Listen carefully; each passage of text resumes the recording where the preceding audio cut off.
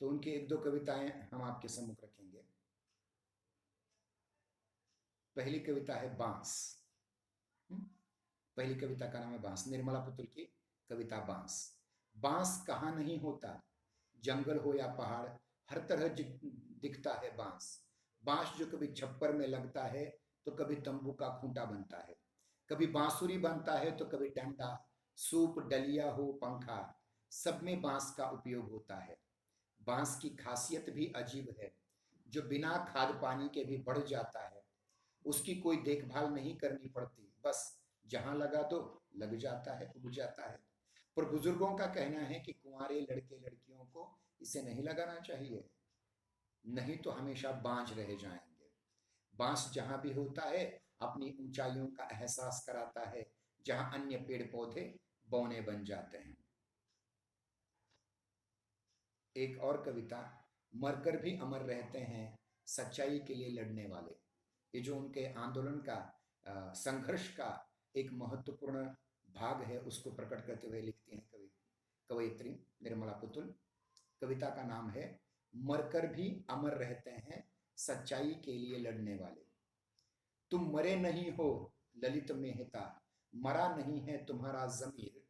तुम्हारी ईमानदारी की पुकार जनता के बीच गूंजती रहेगी सदियों तक। तुम्हारी कब्र के दरारों से आवाजें आती रहेंगी और हमें बुलाती रहेंगी, और लहू के कतरे जो जमीन पर गिरे उनसे प्रस्फुटित होंगे हजारों हजार ललित मेहता। अपने इससे पहले भी इस धरती पर कई योद्धाओं ने देश की खातिर कुर्बानी दी। उसी के लहू के कतरों से तुम जैसे संघर्षरत योद्धा अंकुरित हुए और आगे भी अंकुरित होते रहेंगे। तुम्हारा लहू जहां गिरे वहां से पेड़ भी जन्मेंगे तो तुम्हारी शक्लों में दिखेंगे और चीखेंगे व्यवस्था के विरुद्ध। तुम्हारी हत्या साबित करती है कि सच बोलने वाले ऐसे ही मार दिए जाते हैं, उनको जीतने से पहले ही हरा दिया जाता है, मार दिया जाता है जिंदा रहने से पहले। पर इतिहास गवाह, ऐसे लोग मरते नहीं कभी, जिंदा रहते हैं मरकर भी। ठीक वैसे ही तुम रहोगे जिंदा यहाँ की आबो हवा में, एक एक मनुष्य की स्मृतियों में, और हमेशा हमेशा के लिए जिंदा रहोगे इतिहास के पन्नों में। एक और उनकी कविता, एक बार फिर, उतनी दूर मत बयाना बाबा। बहुत महत्वपूर्ण कविता है स्त्री विमर्श की दृष्टि से और आदि विमर्श की दृष्टि से, आदिवासी विमर्श की दृष्टि से। कविता है बाबा मुझे उतनी दूर मत बयाना।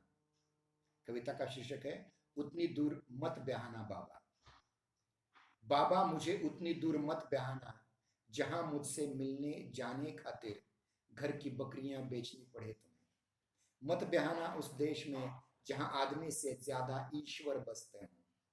जंगल नदी पहाड़ नहीं हो जहां, वहां मत कर आना मेरा लगन।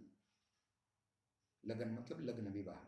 जहां कोई वहां तो कतई नहीं जहां सड़कों पर मान से ज्यादा तेज दौड़ती हो मोटार गाड़ियां, ऊंचे ऊंचे मकान और दुकानें हो बड़ी बड़ी।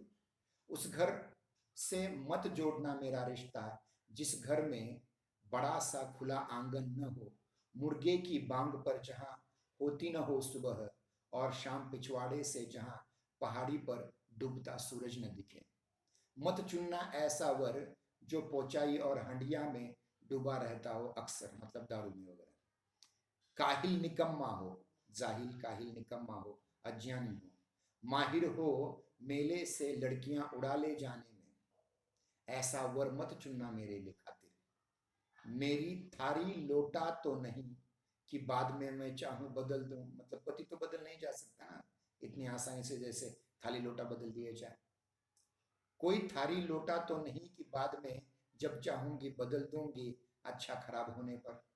जो बात बात में बात करे लाठी डंडे की, निकाले तीर धनुष कुल्हाड़ी, जब चाहे चला जाए बंगाल आसाम कश्मीर। ऐसा वर नहीं चाहिए मुझे। और उसके हाथ में मत देना मेरा हाथ जिसके हाथों ने कभी पेड़ नहीं लगाया।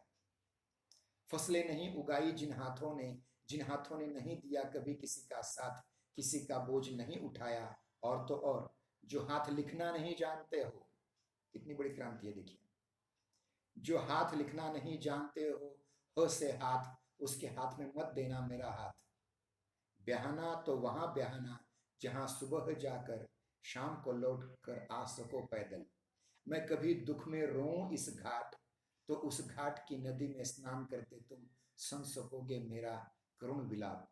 महुआ का लट और खजूर का गुड़ बनाकर भेज सकूं संदेश, तुम्हारी खातिर उधर से आते जाते किसी के हाथ भेज सकूं कद्दू, कोहड़ा, खेकसा, बरबट्टी, समय समय पर गोगो के लिए भी। गोगो छोटे भाई का नाम। मेला हाट जाते जाते मिल सके कोई अपना जो बता सके घर गांव का हालचाल। चितकबरी गैया के ब्याने की खबर दे सके जो कोई उधर से गुजरते, ऐसी जगह ब्याहना मुझे। उस देश ब्याहना जहां ईश्वर कम आदमी ज्यादा रहते हों, बकरी और शेर एक घाट पर पानी पीते हो जहां, वही ब्याहना मुझे। उसी के संग ब्याहना जो कबूतर के जोड़ और पंडुक पक्षी की तरह रहे हरदम साथ। घर बाहर खेतों में काम करने से लेकर के रात सुख दुख बांटने तक। चुनना वर ऐसा जो बजाता हो बांसुरी सुरीली और ढोल मांदर बजाने में हो पारंगत। बसंत के दिनों में ला सके जो रोज मेरे जुड़े के खातिर पलाश के फूल। जिससे खाया नहीं जाए मेरे भूखे रहने पर, उससे ब्याहना मुझे, उसी से ब्याहना मुझे। कितनी बढ़िया कविताएं हैं देखिए। एक और आदिवासी स्त्रियां नाम की कविता लेकर के आज हम अपनी तासिका को यहाँ विराम देंगे। छोटी सी कविता है। आदिवासी स्त्रियां, उनकी आंखों में की पहुंच तक ही सीमित होती उनकी दुनिया। उनकी दुनिया जैसी कई दुनियाएं शामिल हैं इस दुनिया में, नहीं जानती वे नहीं जानती कि कैसे पहुंच जाती हैं उनकी चीजें दिल्ली, जबकि राजमार्ग तक पहुंचने से पहले दम तोड़ देती है उनकी पगडंडियां। नहीं जानती कैसे सूख जाती हैं उनकी दुनिया तक आते आते नदियां। तस्वीरें कैसे पहुंच जाती हैं उनकी महानगर, वे नहीं जानती नहीं जानती नहीं जानती। इस प्रकार से आज हमने आदिवासी हिंदी कविताएं, इनकी जो मुख्य प्रवृत्तियां हैं उनको देखा। उसके बाद निर्मला पुतुल का जीवन परिचय देखा, उनका जीवन संघर्ष देखा, उनकी कविताओं के संग्रहों के नाम देखे, उनकी कुछ कविताएं हमने आपके सम्मुख प्रस्तुत की। आज के लिए इतना काफ़ी है। कल फिर आपसे मिलने की कोशिश करेंगे। आज रात हम फिर से उस्मानाबाद निकलेंगे और आपको कल दोपहर की तासिका में हमारा जो रहा हुआ भाग है, अब ये तो कविताएं पूरी हो गई। अब कविता के बाद में जो भाग आता है वो गद्य का, जिसमें कहानी, उपन्यास, नाटक, एकांकी, आत्मकथा और जीवनियां और कुछ महत्वपूर्ण लेखक, कवि, इन पर बाद में हम चर्चा करेंगे। तब तक के लिए धन्यवाद। जय हिंद, जय भारत।